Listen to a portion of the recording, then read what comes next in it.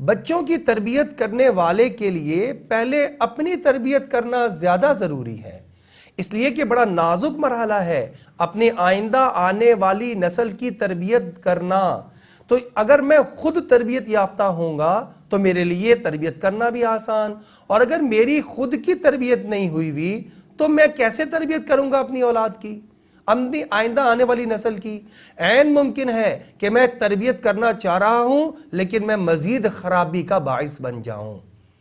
اس لیے ہمیں پتہ ہونا چاہیے کہ میری اولاد جو میرے ساتھ رہتی ہے، میرے بچے، ان کی صرف کوئی ایک نیڈ نہیں ہے بلکہ ان کی 4 بڑی بڑی نیڈز ہیں۔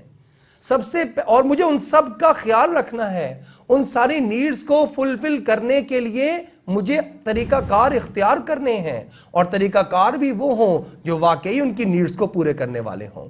لہٰذا ایک نیڈز تو ہے فزیکل نیڈ، میرے بچے کی فزیکل نیڈز کیا ہیں، اس کے اندر 4 چیزیں اور آتی ہیں۔ اور دوسری ہے سوشل نیڈز، میرے بچے کو سوشل اعتبار سے کن کی چیزوں کی ضرورت ہے۔ تیسری چیز ہے ایموشنل نیڈز، ایموشنل نیڈز بھی بچے کی ہیں۔ کیا مجھے پتا ہے کہ بچے کی ایموشنل نیڈز کیا ہوتی ہیں؟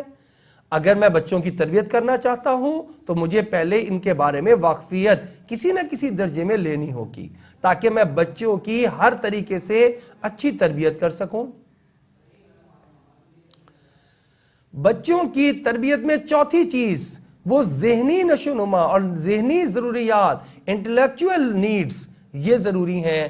اگر مجھے ان ساری نیڈز کے بارے میں علم ہوگا تو میں اور اس کے مطابق میں لے کر بچے کو چلوں گا تو بچہ انشاءاللہ ایک بہترین تربیت یافتہ بچہ بنے گا، میرے ساتھ وہ اٹیچ بھی رہے گا کہ یہ میرے والد صاحب، میری والدہ میری تمام تر نیڈز کو پورا کر رہے ہیں، صرف ایک چیز کو نہیں۔ جیسے اسلام میں عبادات بھی ہیں، صرف عبادات کو پورا کر لینے سے ہم پورے دین پہ نہیں چل سکتے کہ نماز پڑھ لی، روزہ رکھ لیا، زکوٰۃ ادا کی، حج بیت اللہ ادا کر لیا، یہ ساری چیزیں ضروری ہیں، لیکن اس کے ساتھ ساتھ ہمیں معاملات کا درست کرنا بھی ضروری ہے، اس کے ساتھ ساتھ ہماری معاشرت درست ہونا بھی ضروری ہے، ہماری معیشت درست ہونا بھی ضروری ہے، ہمارے اخلاقیات کا درست ہونا بھی ضروری ہے۔ بالکل اسی طریقے سے ایک بچے کی تربیت کے اندر یہ چاروں نیڈز کا پورا ہونا یہ ضروری ہے۔ اس کے جاننے کے ساتھ ہی ہم بچوں کی اچھی تربیت کر سکتے ہیں۔